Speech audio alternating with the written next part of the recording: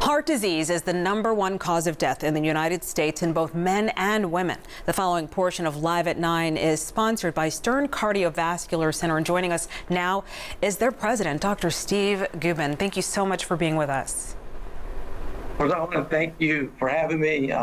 Heart disease is even a little bit more prevalent here in the Mid-South, and as a cardiologist, I like to say that I'm a little bit embarrassed by this fact, and I hope that we could do something to change this statistic. You gave us the problem. What do you do to prevent heart disease? You need to know your risk factors. It's really important is your family history.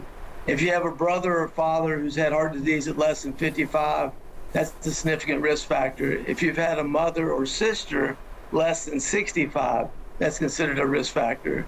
So you can't do anything about your family history, but if your family history is significant for heart disease, you need to be even more proactive and more aggressive in treating what we call modifiable risk factors. These are risk factors that you can do something about. One of the first ones would be like high blood pressure.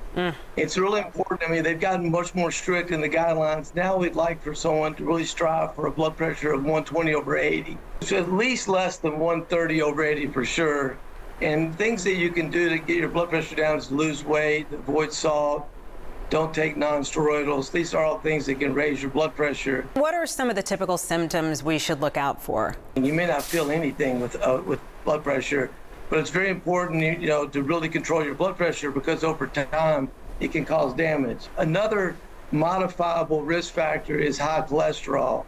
And it's really important for you to know your numbers.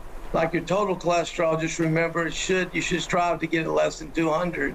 And the LDL, which is the lousy cholesterol, L for lousy, I think everybody should strive to get your LDL below 100. And if you have heart disease, you should get it less than 70.